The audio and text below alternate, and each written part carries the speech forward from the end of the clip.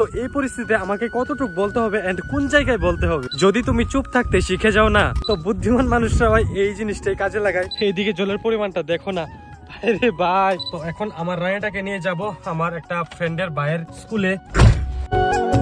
Hello friends, good morning, welcome to my new blog. আজকের ব্লগটা শুরু করছি সকাল 7:42 থেকে। তো এখন আমার রায়াটাকে নিয়ে যাব আমার একটা ফ্রেন্ডের ভাইয়ের স্কুলে, কারণ ফ্রেন্ডের ভাইয়ের স্কুলের মধ্যে আজকে ফিস জমা করতে হবে। মানে আমি যে সময় আমার গাড়িটাকে নিয়ে বেরোই বাড়ি থেকে, আমার ভাই তো গাড়ির মধ্যে ওঠার জন্য পাগল হয়ে যায়। তো বয়স কম, ছোট, শখ তো হবেই না, আমারও আগে এরকম শখ ছিল। ব্যাপারটা হচ্ছে কি, আমার ফ্রেন্ডের ভাইয়ের স্কুলে যাচ্ছি, কারণ ফ্রেন্ডের ভাইয়ের একটা এক্সামও আছে, স্কুল ফিসও জমা করতে হবে। তো চলো আমি যাই, আর তোমরা কিছু সিনেমেটিক এনজয় করো। Let's go.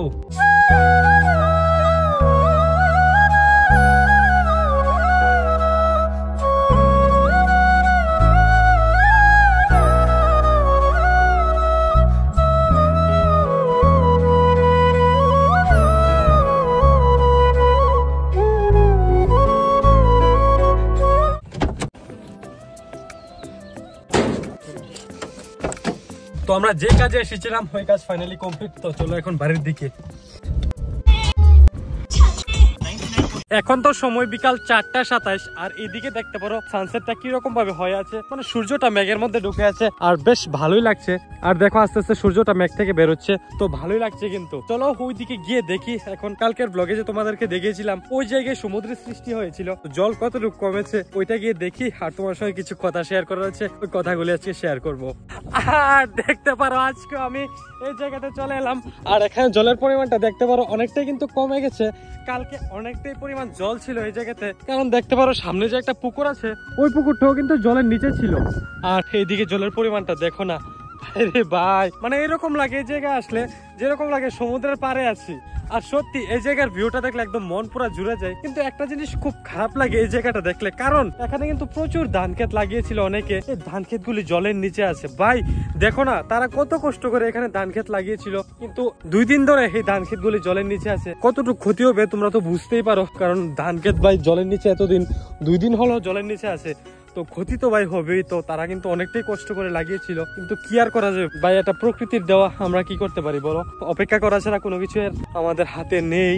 এই যে দেখতে পারো এখান থেকে ভিউটা কিছুটা ঠিক এরকম। এন্ড কালকের ব্লগে তো তোমাদেরকে আমি দেখিয়েছিলাম যে আমি সমুদ্রে চলে এসেছি, এরকম একটা ব্লগ আপলোড করেছিলাম। তো দেখো এই জায়গায় এসেছি, এন্ড আমার মনের মধ্যে একটা কথা আসছে।